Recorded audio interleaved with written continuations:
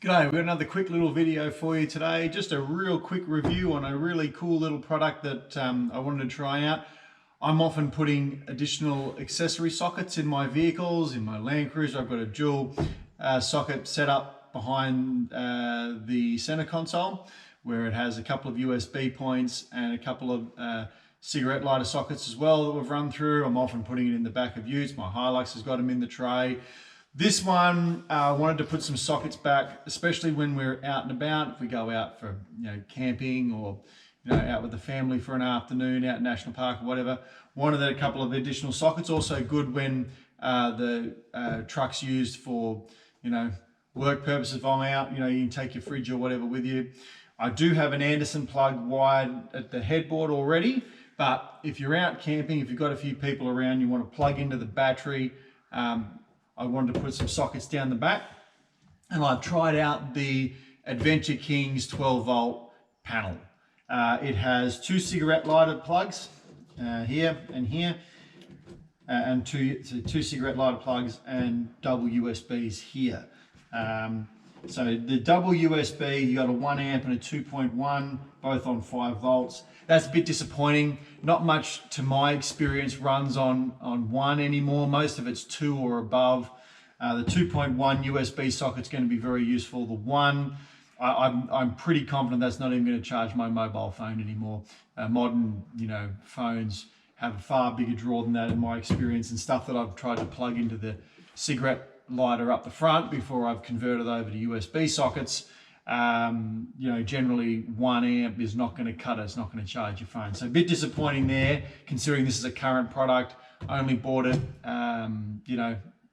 about 6 weeks ago in Australia through Adventure Kings. Bit disappointing that there's not two amp sockets back here on the USB, that there's a 1 amp. That's a bit antiquated in my mind. Cigarette lighters work fine. As I said, I do have Anderson plugs back here already. Now with the Anderson plugs, that can run my fridge, but if I want something back here, I have plugged the fridge in back here and it's been able to run it, not a problem. I have run wiring to this panel down the front. You could tap into the wiring if you've got some heavy wiring in the back of your wagon or in this case your ute. You could potentially find something to tap into as long as it's fused and it's got sufficient power to feed this. This is going to have a bit of draw depending on what you plug into it. So this has come straight down the front from my additional battery. I've got a switch on it. It does have a voltmeter. The reason I bought this is it was about $40 including delivery on sale, and the Narvas and stuff I've been using to date have been about that price for a dual socket, which is double USB and either 1 or 2 cigarette lighter ports as well. So $40, the same money pretty much, and it also comes with the voltage meter, which to me is kind of neither here nor there. It's handy, but not completely necessary.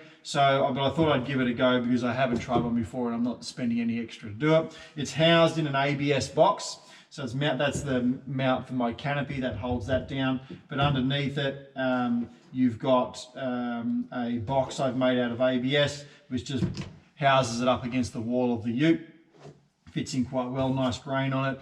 I think it looks, okay for something we've just put together in the home garage. But anyway, that's held together that's been on there for a couple of months now. So I didn't buy this 6 weeks ago, I bought it longer than that. But anyway, time gets away from you. So that's been on there for a couple of months now. It's held up fine. It's not got any stress or anything on it. It looks good.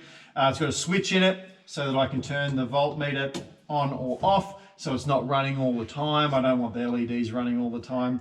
And it also means I can isolate the power if I need to, just flick it off. So nice and easy. So has run everything I've wanted it to run. It's run my fridge. I would run my fridge on my Anderson plug generally, but just for the sake of testing this out, I have run my fridge, I have charged my phone, and we have used it when we've been out and about a bit. So, if you can get it in that price range, like you can get cheap eBay or no-name brand stuff if you wish. That's up to you. My preference is not to do that because I don't want something to I've had electrical fires in vehicles before, thankfully not for some time. Don't want one, so I try and go with brands I can trust.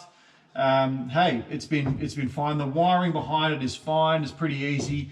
It is 1, 2, 3, 4 separate lots of wiring that you've got to bring together. You've got to run your appropriate fuses in there as well. There's 4 lots of wiring. You've got to bring them down to one to run to the battery or whatever you're doing.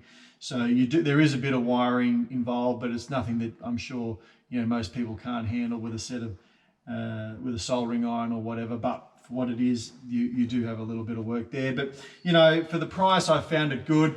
At $50, I did check this morning. It's up there at $48.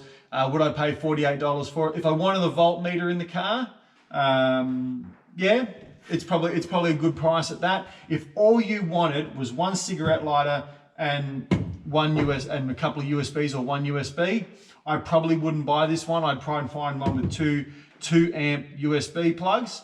But if you only wanted one USB, you did want the 2 cigarette lighter sockets, and you did want a voltmeter, then I think this is a good value for money. But if you don't need the voltmeter and you do want another 2 amp USB connector, I would look elsewhere for what it's worth. But for what it's worth, I'm not going to change this over. It works fine for what I do. I do have USBs up the front, so if we are out and about, I've got numerous places where I can plug in, and this is fine for all intents and purposes. So I'm going to stick with it. So I do think there's value there, depending on what your needs are, but it may be overkill, or if your primary focus, and I think it will be more and more with these sorts of things in cars from now on, that people will probably preference USBs.